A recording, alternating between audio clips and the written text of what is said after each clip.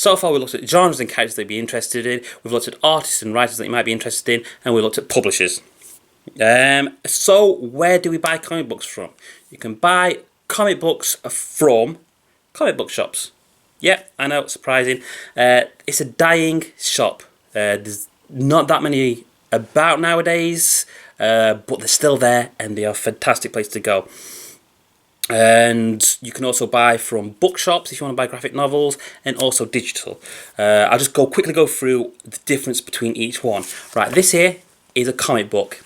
It's 32 pages, and it's pretty much a comic book. I'm using these examples because this is what the publishers call them. I know a lot of people would call this a graphic novel. This is not a graphic novel. This is a comic book. 32 pages. And they can be one-shots, they can be continuous storylines, they can be continual comic book that's been lasted for years. And yeah, 32 pages, comic book. I repeat that too many times. This, my friends, is a graphic novel. You can buy these from bookshops or obviously online, Amazon, etc., and other retail stores online. What graphic novels are very thick. They can be a collection of comic books, the 32-page ones we discussed just this moment ago, and they can be a collection of comic books like this one is, which has a massive storyline that's lasted several issues, and they combine it all into this.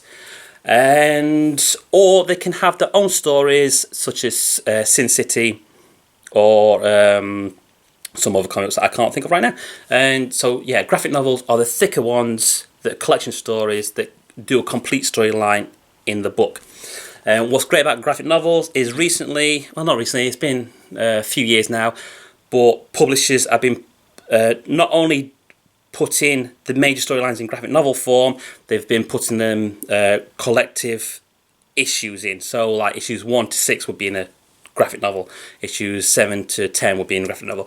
So if you're not interested in collecting comic books individually, you can easily get the graphic novels, and they're so much easier to find in back issues and on stores. They're in a lot of bookshops and everything else. Also, you can buy comic books on digital.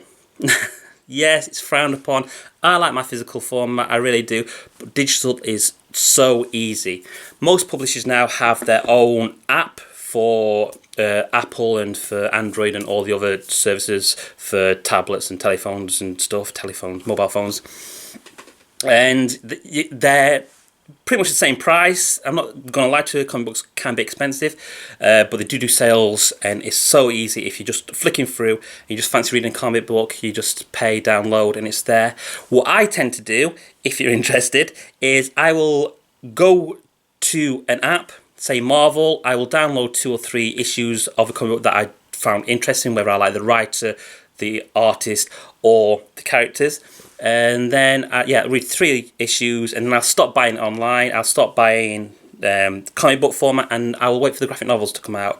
And so that's what I do, and that's a really good idea if you're experimenting with comic books like I am at the moment. So that's how you buy comic books.